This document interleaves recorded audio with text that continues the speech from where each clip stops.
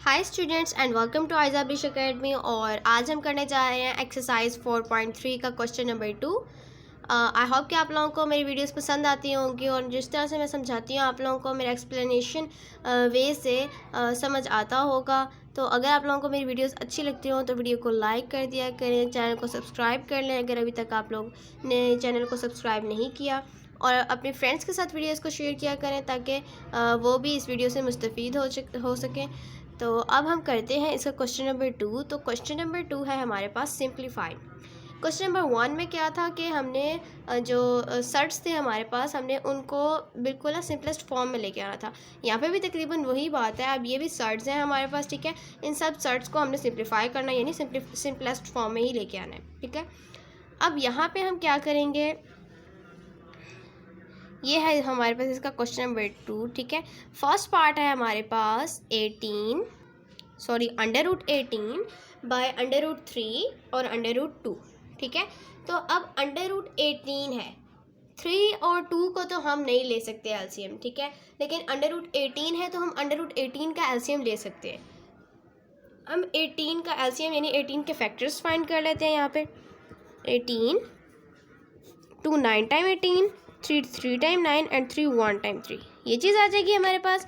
तो अब हम यहाँ पे इसके फैक्टर्स लिख लेते हैं, इक्वल टू √2 मल्टीप्लाई 3 है तो या तो 3 × 3 लिख लेते हैं, ठीक है।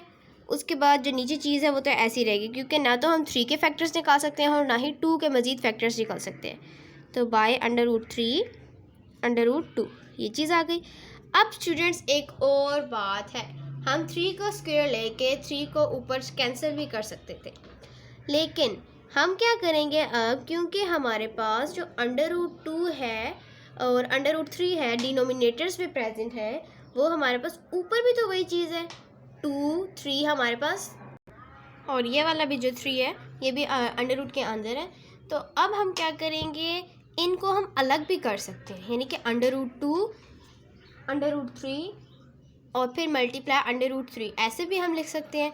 तो हम इनको अलग अलग करके लिख लेते हैं क्योंकि स्टूडेंट्स जब भी हमने जिस तरह अभी हमने पहले किया है कि क्वेश्चन नंबर 1 में जब हमने किया है हम डायरेक्ट काट देते थे √ से, लेकिन जो चीज़ें √ के साथ कटती थी सिर्फ उनको √ से बाहर रखा जाता था, और जो चीज़ें √ के साथ कैंसिल नहीं हो सकती थी तो उनको हम √ के अंदर ही रखते थे। तो बिल्कुल सेम उसी प्रोसेस को आप जहन में रखते हुए इसको भी कर सकते हैं कि जो √ के अंदर है यानी जो कैंसिल नहीं हो रही आप उनको √ के अंदर रख रहे हैं, ठीक है। और जो √ से बाहर जा सकती है उनको आप बाहर निकालें। यहाँ पे अब कोई भी चीज़ √ से बाहर नहीं जा सकती, लेकिन अब ये तीनों चीज़ें हैं तो √ के अंदर ही और आपस में मल्टीप्लाई हो रही हैं। तो आप क्या करेंगे कि √2 अलग कर देंगे, मल्टीप्लाई √3 अलग कर देंगे, मल्टीप्लाई √3 अलग कर देंगे। अब स्टूडेंट्स मैंने 3 का स्क्वायर क्यों नहीं लिखा था, ये आप लोगों को यहाँ से क्लियर हो जाएगा। मैंने 3 का स्क्वायर इसलिए नहीं लिखा था, अगर मैं 3 का स्क्वायर लिखती तो वो हमारे पास डायरेक्ट 3 आ जाता। जब मेरे पास सिर्फ 3 बच जाता है तो नीचे तो √3 था। अब यहाँ पे √3 और √3 को मैंने अलग कर दिया है। अब यहाँ पे तो मैं इनको कैंसिल कर सकती हूँ, लेकिन अगर मैं इसका 3 का स्क्वायर ले लेती तो मैं इनको कैंसिल नहीं कर सकती, यानी मेरे पास सिंपल 3 आ जाता, वो रेडिकल फॉर्म में ना रहता। अब यहाँ पे √3 है तो ये √3 ये √3 से कैंसिल हो जाएगा, ये √2 से कैंसिल हो जाएगा। हमारे पास पीछे क्या लेफ्ट हो जाएगा, जस्ट √3। क्योंकि ये सर्ड्स हैं हमारे पास, जितने भी इसमें क्वेश्चन नंबर 2 में जितने भी पार्ट्स हैं वो सारे के सारे सर्ड्स हैं, इसलिए इनका जो आंसर्स हैं ये हमारे पास रेडिकल में लाजमी आएंगे, यानी कि रेडिकल फॉर्म में ही आएंगे। कुछ ऐसे भी हैं क्योंकि यहाँ पे सारे सर्ड्स नहीं दिए गए, सर्ड्स हैं हमारे पास, लेकिन जब इनको सिंप्लीफाई करेंगे तो हमारे पास वो सर्ड्स ख़त्म भी हो रहे हैं। तो हमारे पास कुछ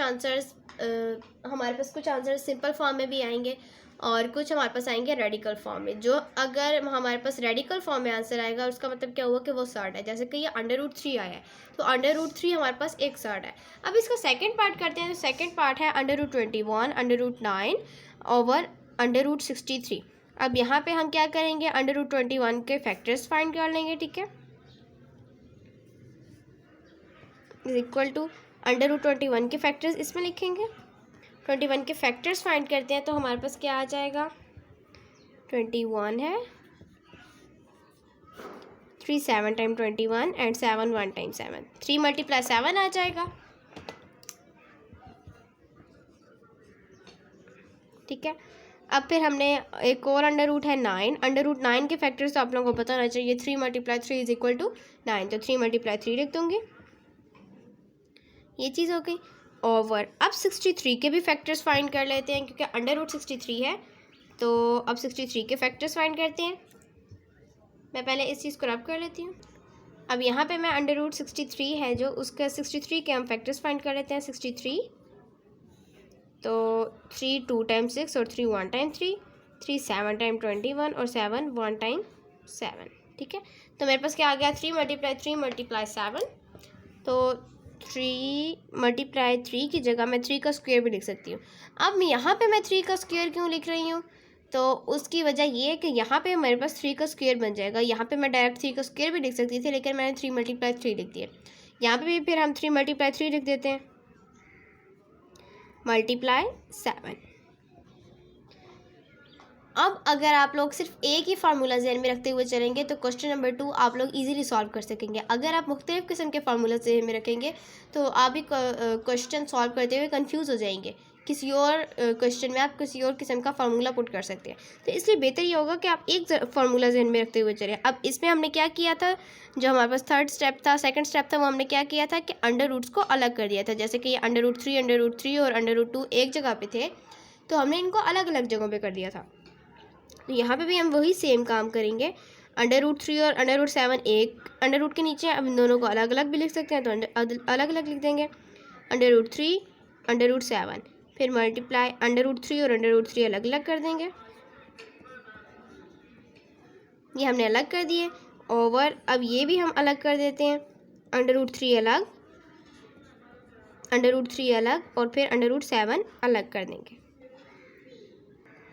अब ये वाला जो अंडर रूट 3 है ये इससे कैंसिल हो सकता है, तो ये under root 3 cancel by under root 3, under root 7 इस अंडर रूट 7 से कैंसिल हो जाएगा, और ये वाला अंडर रूट 3 इस अंडर रूट 3 से कैंसिल हो जाएगा। पीछे हमारे पास जस्ट क्या लेफ्ट हो जाएगा, अंडर रूट 3, और ये फिर हमारा आंसर है। अब करते हैं इसका थर्ड पार्ट। अब स्टूडेंट्स जो इसका पार्ट नंबर 3 है वो है अंडर रूट इंडेक्स 5 है यहाँ पे। ठीक है, तो अंडर रूट इंडेक्स 5 243, x की पावर 5, y की पावर 10 और z की पावर 15। अब आपने इसको सिंप्लीफाई करना है, तो अब क्या करेंगे, सबसे पहले तो हम 243 जो है उसका फैक्टर ले लेंगे। ठीक है, तो इस अंडर रूट इंडेक्स 5 में आप लिखेंगे 243 के फैक्टर्स। 243 है, अब ये 2 पे नहीं जा सकता, मतलब 2 इसका फैक्टर नहीं बन सकता। 3 से स्टार्ट कर लेते हैं। 3 8 time 24, 3 1 time 3, 3 2 time 6, 3 7 time 21, 3 9 time 27, 3 3 time 9, 3 1 time 3। क्या आ गया, 3 मल्टीप्लाई 3 मल्टीप्लाई 3 मल्टीप्लाई 3 और फिर मल्टीप्लाई 3, यानी कि 3 हमारे पास कितने टाइम्स आ गया, 5 टाइम्स आ गया। तो 3 की पावर 5, x की पावर 5। अब स्टूडेंट्स हम क्या करेंगे, y की पावर 5 और y की पावर 5 अलग कर सकते हैं, क्योंकि ये y की पावर 10 है। तो y की पावर 5, अब डॉट डालें या ना डालें एक ही बात होती है, लेकिन हम डाल देते हैं। फिर y की पावर 5, उसके बाद z की पावर 15 है। अब 15 भी 5 का मल्टीपल है, तो हम क्या करेंगे, इसको 5 z की पावर 5 में कन्वर्ट कर देंगे। z की पावर 5 मल्टीप्लाई z की पावर 5 मल्टीप्लाई z की पावर 5, तो 5 + 5 is equal to 10 and 10 + 5 is equal to 15। इस लिहाज से मैंने इसको यूँ कर लिया। ठीक है, अब हम क्या करेंगे, इसके अंडर रूट जो है, अंडर रूट की वैल्यू पुट करके इन सबको कैंसिल कर देंगे। 3 की पावर हमारे पास 5 है, और फिर अंडर रूट की वैल्यू लगाओ तो 1/5। देन जो है हमारे पास x, उसकी पावर 5 है, और फिर इसकी अंडर रूट की वैल्यू लगाओ तो 1/5। इसी तरह से y की पावर 5 है, अंडर रूट की वैल्यू लगाई 1/5, y की पावर फिर से 5 है, फिर वैल्यू लगाई अंडर रूट की तो 1/5।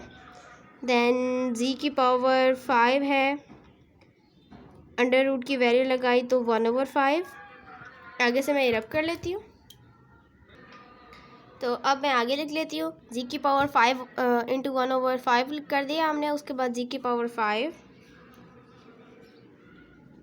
होल की पावर 1/5 आ जाएगा। देन z की पावर 5 होल की पावर 1/5 आ जाएगा।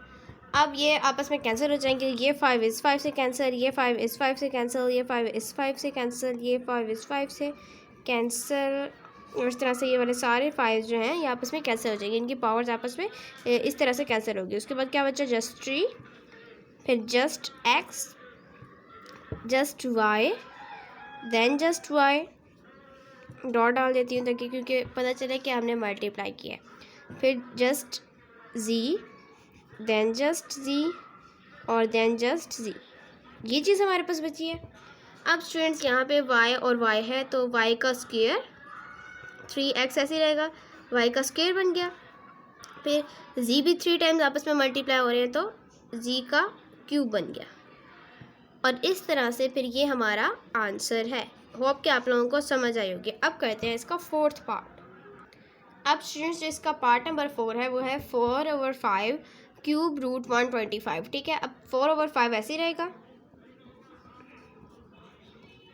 क्यूब रूट 125 है तो हम क्यूब रूट 125 जो है उसके फैक्टर ले लेंगे 125 के। यहाँ पे मैं 125 के फैक्टर्स ले लेती हूँ। 125 तो 5 2 time 10 and 5 5 time 25, then 5 5 time 25 and then 5 1 time 5, ये चीज़ आती है हमारे पास। तो 5 की पावर 3 आ गई, 5 क्यूब। ठीक है, अब मैं इन फैक्टर्स को अप कर देती हूँ। ठीक है, अब यहाँ पे 4/5 ऐसे आ गया, और ये जो 5 थी इसकी पावर 3 और अंडर रूट की वैल्यू क्यूब रूट की वैल्यू लगा देते हैं, वो क्या होती है 1/3। तो मल्टीप्लाई 1/3, 3 से कैंसिल, तो हमारे पास क्या आ जाएगा is equal to 4/5 multiply, sorry यहाँ पे मल्टीप्लाई भी आ जाता, 5 की पावर 1 है तो 1 नहीं लिखेंगे, ऐसे ही आ जाएगा। ठीक है, तो अब यहाँ पे 5 जो है वो 5 से कैंसिल हो जाएगा, हमारे पास क्या लेफ्ट हो जाएगा जस्ट 1। तो यही हमारा आंसर है। होप कि आप लोगों को समझ आई होगी। अब करते हैं इस क्वेश्चन का लास्ट पार्ट। अब स्टूडेंट्स इसका पार्ट 5 है, उसमें क्या है √21 मल्टीप्लाई √7 मल्टीप्लाई √3। अब यहाँ पे हम क्या करेंगे, √21 जो है 21 के हम फैक्टर्स निकाल लेते हैं। तो 21 के फैक्टर्स हमारे पास क्या आ जाएंगे, वैसे तो कॉमनली आप लोगों को पता होना चाहिए लेकिन मैं यहाँ पे निकाल के दिखा देती हूँ। 3 7 टाइम 21 एंड 7 1 टाइम 7 21। तो फिर हमारे पास क्या आ जाएगा 3 × 7 तो is equal to √3 multiply 7 multiply √7 multiply √3। अब स्टूडेंट्स जैसे हम पहले करते आ रहे हैं, हम क्या करेंगे, इनके जो अंडर रूट्स हैं उनको सेपरेट कर देंगे। √3 अलग हो जाएगा, मल्टीप्लाई √7 अलग हो जाएगा, मल्टीप्लाई √7 अलग हो जाएगा, और मल्टीप्लाई √3 अलग हो जाएगा। स्टूडेंट्स जिस तरह हमने पिछले क्वेश्चन किया है, क्वेश्चन हमने पहले जो किया है, इसी क्वेश्चन का जो पार्ट किया है उसमें हमने क्या किया है कि हमारे पास आ रहे थे एक ही अंडर रूट के अंदर जो वैल्यूज़ आ रही थी उनको हम लिख लेते थे, खोल के लिख लेते थे, यानी कि अलग अलग अंडर रूट में लिख लेते थे। इसी तरह से हम यहाँ पे भी कर सकते हैं कि जो वैल्यूज़ हमारे पास अलग अलग लिखी हुई हैं उनको हम एक ही अंडर रूट के अंदर लिखते हैं। तो मैं यहाँ पे √7 मल्टीप्लाई 7 को एक अंडर रूट के अंदर लिख सकती हूँ, और √3 मल्टीप्लाई 3 को एक अंडर रूट के साथ, मतलब कि 3 मल्टीप्लाई 3 को एक अंडर रूट के अंदर और 7 मल्टीप्लाई 7 को एक अंडर रूट के अंदर लिख सकती हूँ। या तो मैं एक ही अंडर रूट के अंदर दोनों वैल्यूज़ को भी लिख सकती हूँ।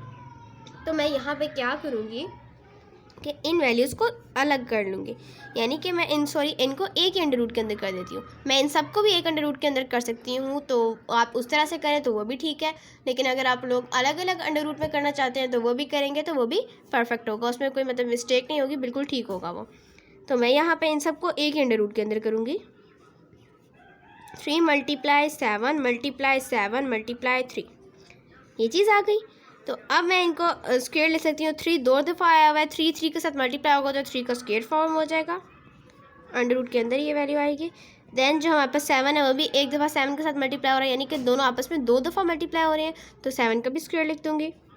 तो अंडर रूट जो है उसकी वैल्यू क्या होती है 1/2। तो 1/2 के साथ ये 2 भी कैंसिल हो जाएगा, ये 2 भी कैंसिल हो जाएगा, तो क्या आ जाएगा 3 मल्टीप्लाई 7 और 3 7 टाइम हमारे पास क्या होता है 21। तो 21 हमारा आंसर आ जाएगा। होप कि आप लोगों को समझ आई होगी। तो अगर आप लोगों को वीडियो अच्छी लगी हो तो वीडियो को लाइक करें, चैनल को सब्सक्राइब कर लें और मेरी हर वीडियो आप तक सबसे पहले पहुंच सके। Thanks for watching.